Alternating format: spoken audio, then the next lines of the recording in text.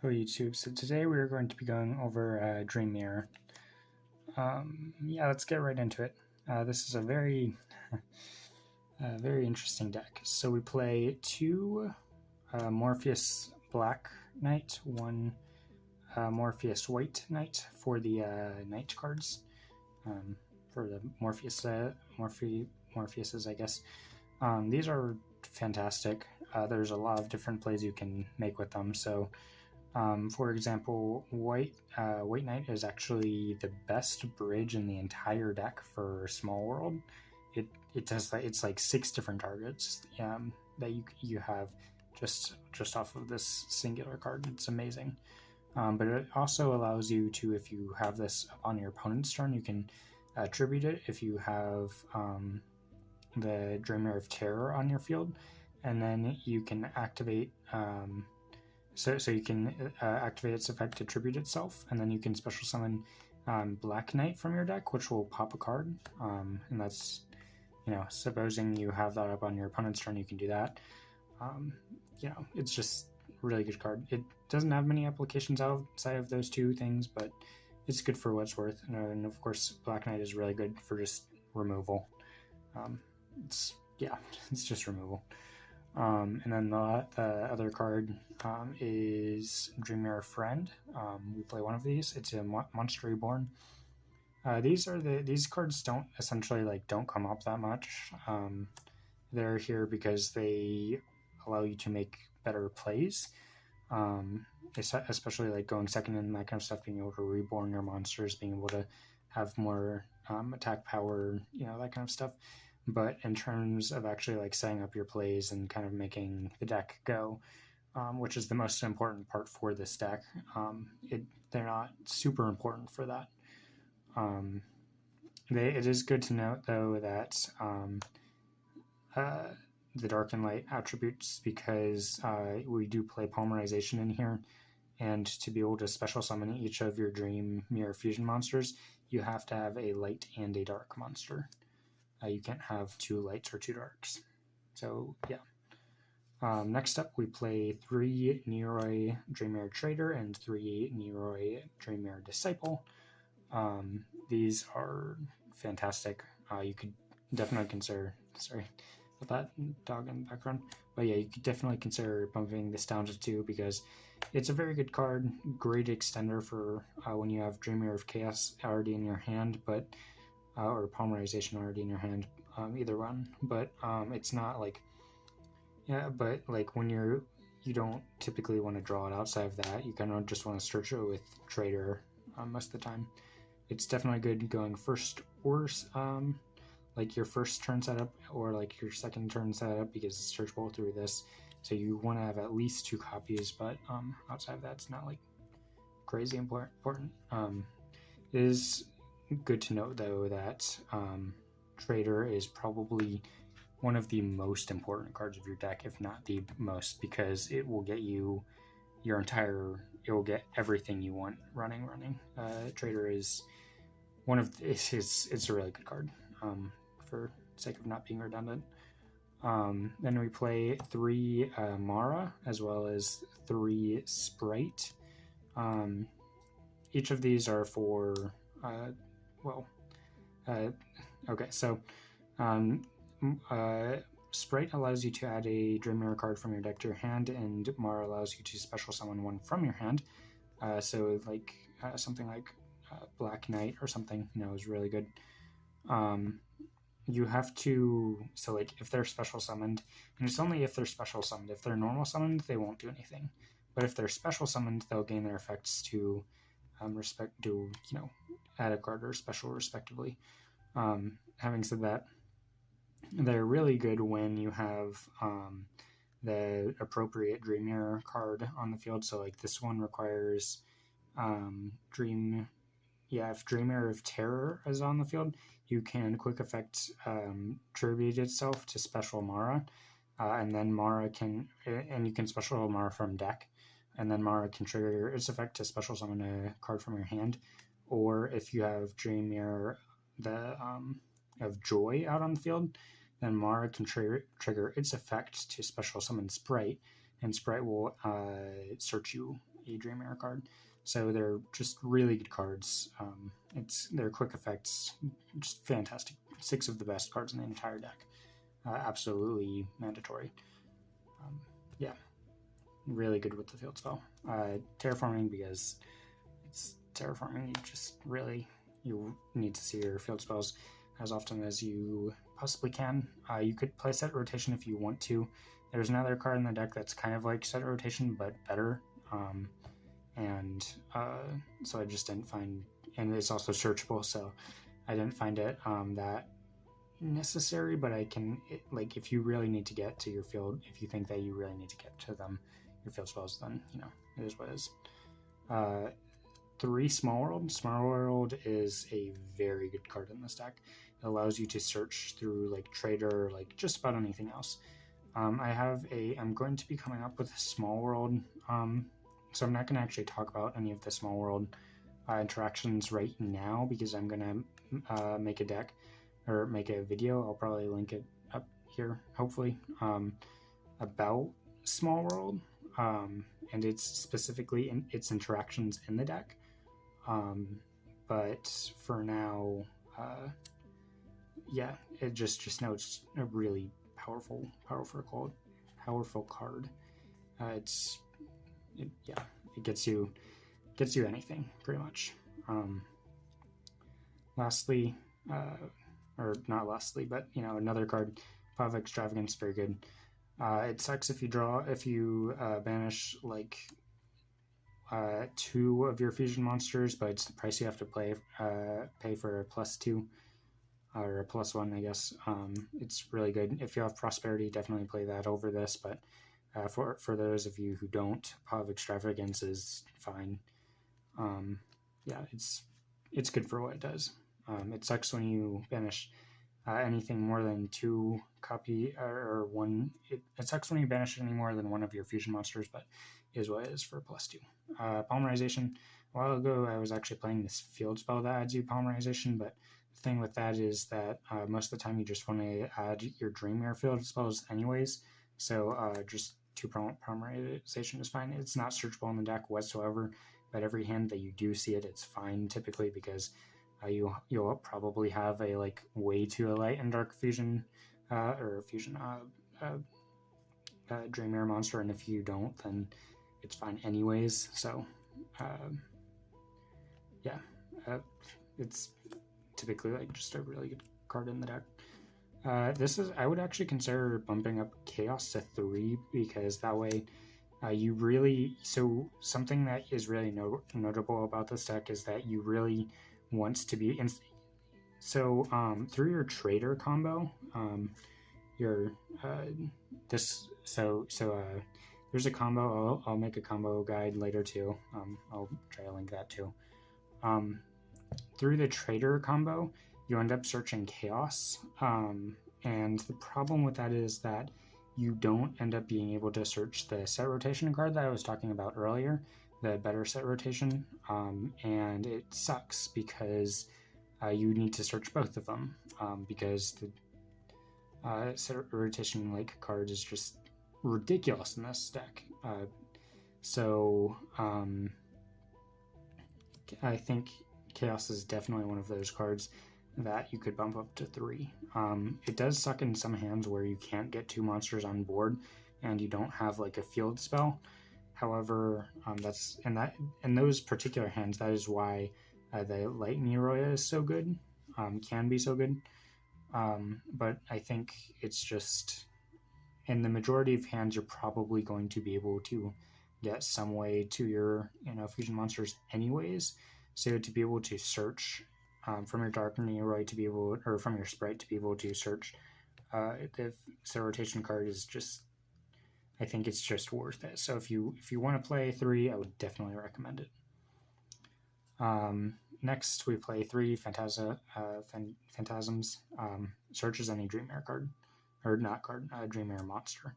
So it gets you to Neroy. That's the important part. Neroy is full combo. It can also get you to like Sprite or something if you like really think that you need that, or you want to get to there instead of Neroy. Then by all means, it's there for you. After that, you play 6 field spells, absolutely mandatory. You have to play all 6. Or, yeah. So, Terror and Joy, respectively. I mean, okay. If you really are just like, I don't want to play all 6, then technically you could be like, okay, I don't want to play them, I'm just going to play 2 and 2. But it's the Dream Mirror cards the Dream Mirror field spells are so important that I would recommend playing 6, especially because you want to draw them in the first place, but then they're also like, if you banish them to get out the opposite one, then it really sucks to have to like, because if you banish Terror to to activate Joy, you're just gonna burn through your field spells really quickly. So if you only have access to one because you don't, so this is okay. So Hypnagogia, I guess that I'm not sure how to pronounce this, but this is the set rotation like card. I'll just go through the traps. Intermancy, this is an Omni Negate if you control a fusion monster, essentially. Doesn't matter that much right now. Hypnagogia is the set rotation card that allows you to activate 2 field spells, one in your zone and one in your opponent's zone. But it allows you to activate them, not just set them like set rotation. So it's just set rotation, but better for this deck. So the thing with your field spells are you really want to have this card, because it means that your Dream Mirror of Chaos is going to be live more often. Because, okay, Dream Mirror of Chaos essentially says, fusion summon 1 Dream Mirror fusion monster from your extra deck by using monsters you control as fusion material. If Dream Mirror of Joy is in your field spell zone, you can also use monsters in your hand as material. If Dream Mirror of Terror is in your field zone, you can also banish monsters from your graveyard as fusion material. You can only activate 1 Dream Mirror of Chaos per turn. So while Terror is definitely the better field spell zone to have up because of Chaos, you want both of them up because they are going to be able to trigger all of your Dream Mirror monsters. Having both of them up is just so beneficial to you in so many different ways. You can fusion summon from hand if you want to. Your fusion monster has 2 effects. Actually each of them, I believe. Actually, no, I think it's just this one. Oneros has 2 effects. One is if Joy is on the field, and one is if Terror is on the field, and you can use them both in the same turn as long as you have both field spell zones up. So it's important. You want to have both field spell zones up. So this is like one of the best cards in the deck. So playing 6 is just really ridiculously good, because it means that you can trigger like so many. It just means that you can trigger more of your Dream Mirror cards effects and just get more advantage that way. So if you could just play 2 and 2, but I think 6 is definitely the right ratio. And then of course Hypnagogia. I'm not sure how to pronounce this, honestly. It's like one of the best cards in the deck, honestly. Just being able to set both field spell zones is absolutely incredible for this deck. I cannot understate, I can't, I just can't say how good of a card this is. This is incredible for this deck. So you could even play like Trap Trick for this card. You could play more Chaos. Just this card is like one of the part of the heart and soul of the deck. And in Ornamency you could definitely cut, because it's just a Omni Negate. It's fine for hands, but most of the time you want to, whenever you're searching a spell or trap, you always want to search Hypnagogia or your Chaos, or your field spell zones if you don't have access to them. But most of the time you're not doing your searching anyways if you don't have your field spell zones, because it has to be, you have to special summon Sprite. Anyways, onto the extra deck. 1 Anima, 1 Link Kuriboh. Relinquished Anima is for going second, and Link Kuriboh is for going first because it gives you battle protection. They don't matter too much. The Link monsters just don't matter that much. Geonator Transverser because it's a generic out to like boss monsters. Cerberus, Nightmare, and Unicorn, because they are all just generic links, which is really good for the situations that come up. Ningirsu, another one of those, and Boral Sword, because, OTKing. And I don't have... actually, I think this would be better than Access Code Talker anyways, just because with Access Code Talker, you're probably not summoning that many links in the first place. And so yeah, your link monster, your Access Code Talker isn't going to get that big. And then for the fusions, you play the one Draco Stapelia. You could play another card if you want. I'm definitely coming up with a branded version of this deck, and I think that's probably better just because your links just don't matter in this deck. And I think it'll probably make it a little bit more consistent, and I'll add a little bit more grind game and more to the deck, but we'll see when that comes out. 3 Dreammirror Urkling. It's like one of your best fusion monsters. If you end up playing the branded version, I believe you can get away with just one, because you're fusion summoning with your fusion monsters so often. Like your Lubellion shuffles back your fusion monsters. And then of course 3 Tormentor. You can probably get away with 2 in the branded version, but so for this particular deck, because you're playing Extravagance, 3 and 3 is fine. And it does give you a better grind game even if you play Prosperity instead. So yeah, they're just really good. I guess to explain what they do, I mentioned earlier that this one is really good if you have both field spell zones up. So what it does is, if you have Terror up, if a monster effect is activated while Dreamer of Terror is in the field spell zone, quick effect, you can negate that effect. If Dreamer of Joy is in the field spell zone, quick effect, tribute it, special summon one Onerous, the Dreamer Urkling from your extract and defense position. So yeah, that's really good. And then Onerous, if another monster you control is tributed, you can target one card on the field and destroy it. If this card in its owner's possession is destroyed by opponent's card effect, special summon one Dreammirror monster from your graveyard except itself. So one notable thing that you can do is that, like, this doesn't happen that often at all, but if you have your Black Knight on the field, if you have your White Knight on the field, and you have Tormentor and you've already used the negate, you can tribute it to special summon your Urkling, and then later in the turn, if you activate your White Knight, you can tribute it. It can tribute itself because it is a quick effect, and special summon your Black Knight from your deck, and then that will trigger the Urkling. Because you tributed a monster, you can pop another card, so you get 2 pops. So yeah, that's kind of the synergy. This card honestly doesn't come up that much because the negate is just much better, and it's one of those things where you're not really tributing that many cards in the first place, just because with most of your deck,